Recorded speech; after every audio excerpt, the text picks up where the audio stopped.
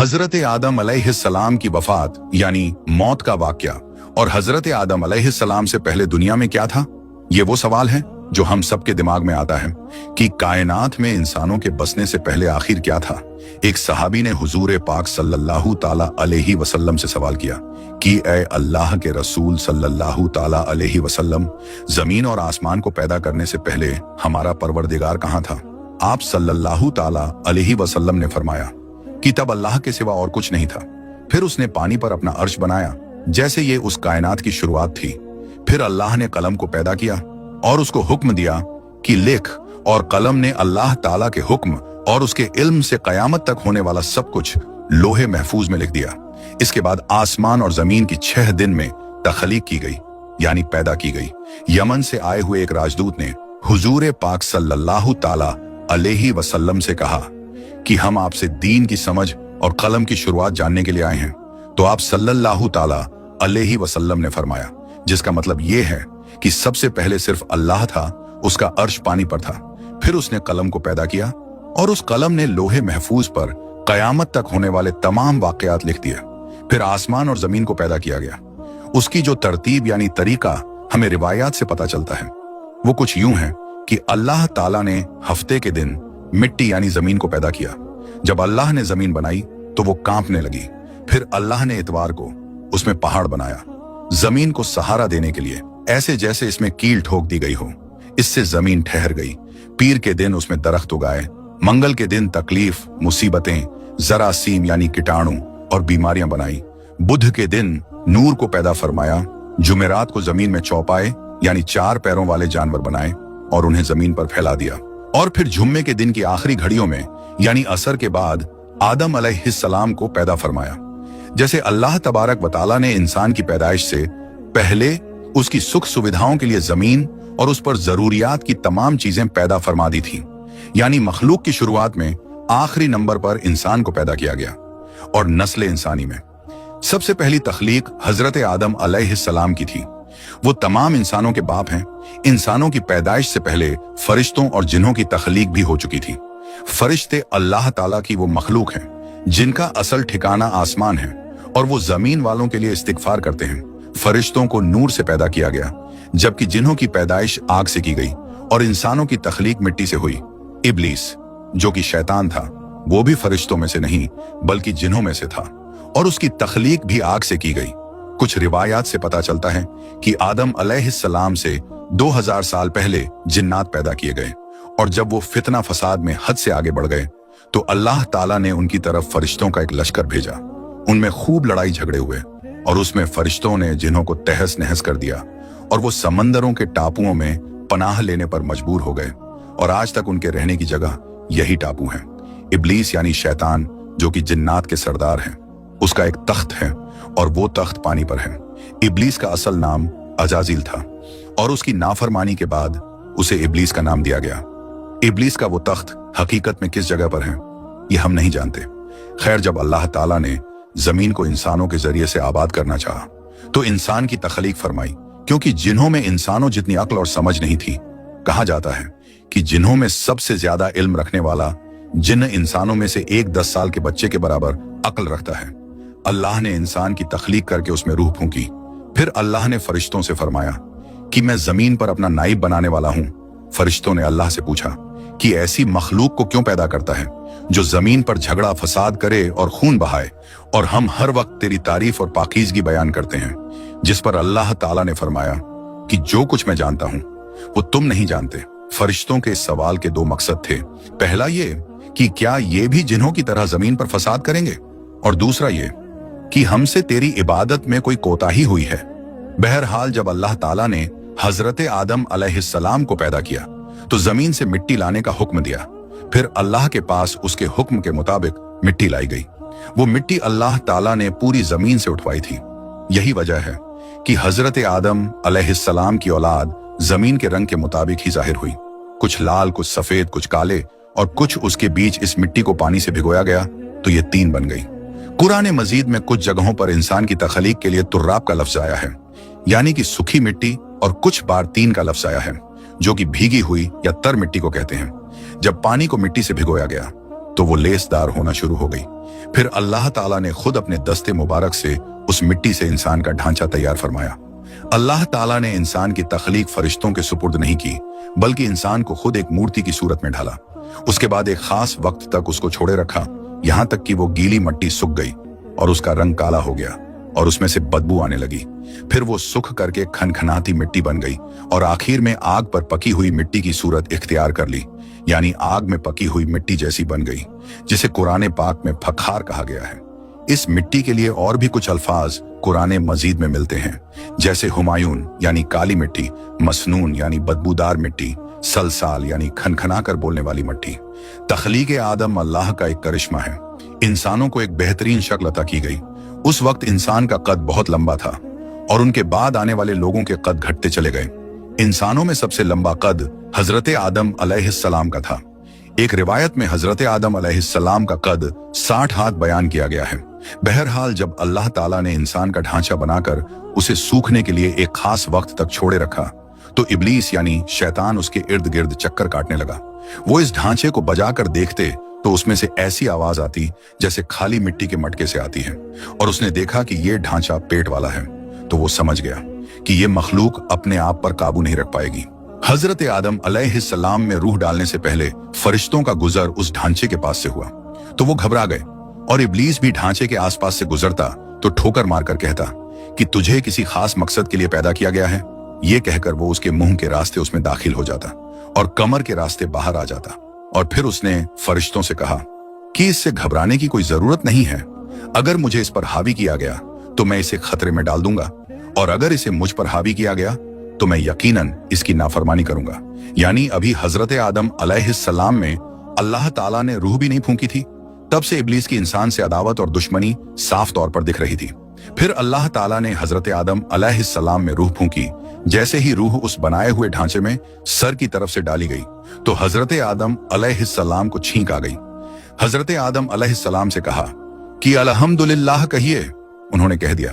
अल्लाह ताला की इस तारीफ के जवाब में अल्लाह ताला ने फरमाया कि तुझ पर तेरा रब रहम फरमाए। जब रूह उनकी आंखों में दाखिल हुई और उनकी आंखों ने जन्नत के फलों को देखा तो गौर फिक्र करने लगे। फिर रूह पेट में दाखिल हुई तो खाने की जरूरत महसूस हुई, यानी रूह अभी टांगों तक नहीं पहुंची थी और खाने की ख्वाहिश महसूस होने लगी।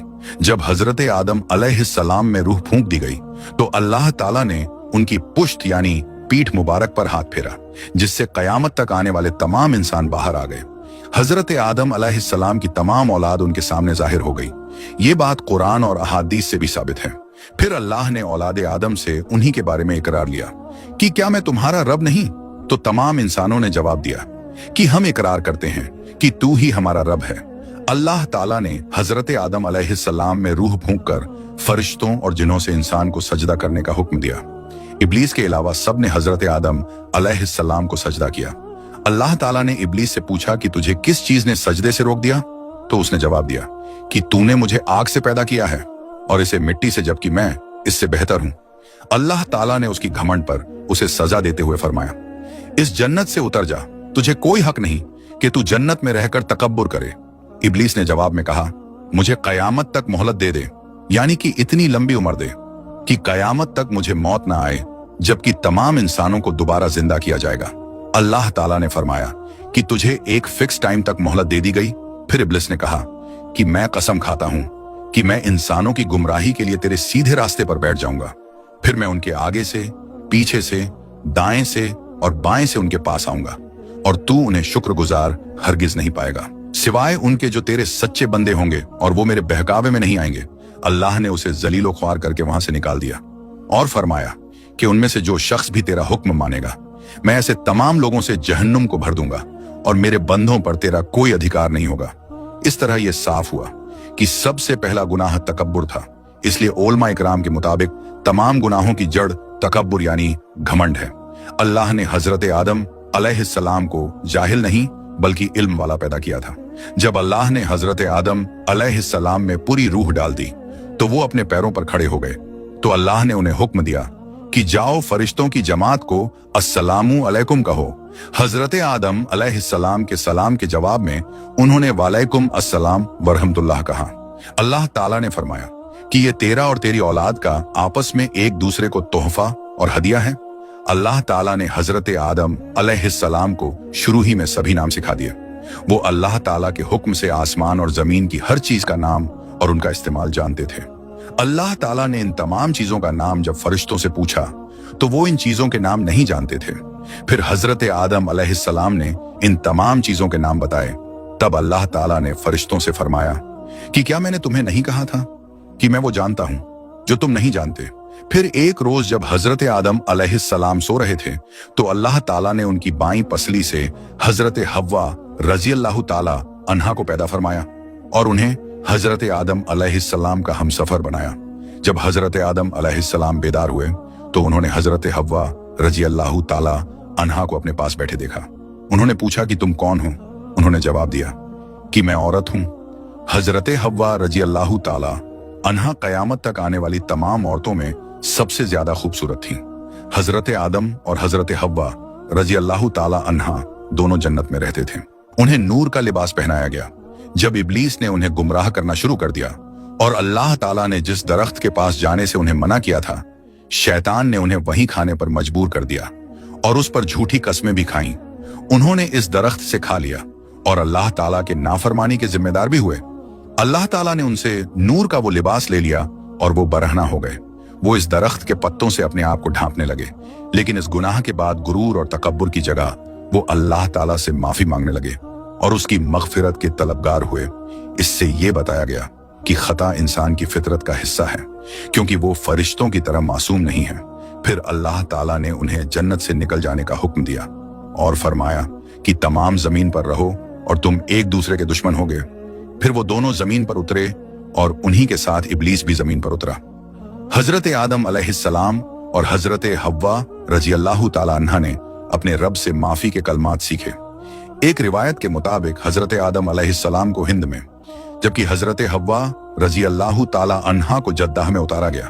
फिर वो एक दूसरे को ढूंढने लगे और आखिरकार मैदान अराफात में उनकी मुलाकात हुई। हजरत हव्वा रज़ियल्लाहु ताला अन्हा ने 20 विलादतों में 40 बच्चों को जन्म दिया। हर विलादत में एक लड़का और एक लड़की पैदा होती थी। सबसे पहले जोड़ा काबिल और उनकी बहन कमीन का था। इस तरह जमीन पर नस्ल इंसानी की बढ़ोतरी शुरू हो गई। हजरत अब्दुल्लाह बिन अब्बास रदियल्लाहु ताला अन्हो ने इरशाद फरमाया, बेशक अल्लाह पाक ने हजरत आदम को जुम्मे के दिन असर के बाद पैदा फरमाया और आपको जाहिरी जमीन की एक मुट्ठी मिट्टी से पैदा फरमाया, इसलिए आपको आदम कहते हैं और आपकी औलाद को आदमी यानी आदम वाला कहते हैं। हजरत आदम अलैहिस्सलाम का मुबारक खमीर जिस मिट्टी से तैयार हुआ, उसे बच जाने वाली मिट्टी शरीफ से खजूर का दरख्त यानी पेड़ बनाया गया। जैसे कि हजरत मौला अली रदियल्लाहु ताला अन्हो बयान करते हैं कि हुजूर पाक सल्लल्लाहु ताला अलैहि वसल्लम ने इरशाद फरमाया, खजूर का एहतराम करो क्योंकि ये तुम्हारे वालिद हजरत आदम अलैहिस्सलाम की बची हुई मिट्टी से पैदा की गई है। अल्लाह पाक ने हजरत आदम अलैहिस्सलाम को बगैर माँ बाप के मिट्टी से पैदा फरमाया। अल्लाह पाक ने हजरत आदम अलैहिस्सलाम से हजरत बीबी हव्वा को पैदा फरमाया। हजरत आदम अलैहिस्सलाम ने उनकी तरफ दस्ते मोहब्बत बढ़ाने का इरादा किया तो फरिश्तों ने अर्ज की, ए आदम ठहर जाएं, पहले इनका मेहर अदा करें। आप अलैहिस्सलाम ने फरमाया, इनका मेहर क्या है? फरिश्ते ने अर्ज की, इनका मेहर ये है कि आप हमारे सरदार मोहम्मद मुस्तफा सल्लल्लाहु ताला अलैहि वसल्लम पर 3 या 10 मर्तबा दुरूद पाक पढ़ें। चुनांचे आप अलैहिस्सलाम ने दुरूद पाक पढ़ा और फरिश्तों की गवाही से आपका हजरत बीबी हव्वा रज़ियल्लाहु ताला अन्हा से निकाह हो गया। इससे मालूम हुआ कि नबी पाक सल्लल्लाहु ताला अलैहि वसल्लम पर मौजूद चीज के लिए वसीला है, यहाँ तक कि अपने वालिद हजरत आदम अलैहिस्सलाम का भी वसीला है। हजरत आदम अलैहिस्सलाम ने 960 बरस की जिंदगी पाई, जबकि आदम अलैहिस्सलाम की जिंदगी 1000 साल की थी, क्योंकि जब हजरत आदम अलैहिस्सलाम जन्नत में थे तो अल्लाह ताला ने हजरत आदम को उनकी तमाम औलाद जिन जिन को नबूवत मिलनी थी, उनकी शख्सियत, उनकी उम्र हजरत आदम के सामने क्लियर कर दी गई। आपने जब हजरत दाऊद अलैहिस्सलाम की उम्र को 60 साल तक देखा तो अल्लाह से कहने लगे, ऐ अल्लाह पाक मेरी उम्र के 40 साल मेरे पोते दाऊद को दे दे। तो यूं आपकी दुआ कबूल हो गई। अल्लाह ने आदम अलैहिस्सलाम को 2 बेटे अता किए, हाबिल और काबिल। लेकिन शैतान के वशवसों की वजह से जब काबिल के हाथों हाबिल कत्ल हुए तो हजरत आदम अलैहिस्सलाम अंदर से टूट गए और बार बार अल्लाह के दरबार में दुआ मांगने लगे। एक दिन हजरत जिब्राइल अलैहिस्सलाम हजरत आदम अलैहिस्सलाम के पास आए और फरमाया, ऐ आदम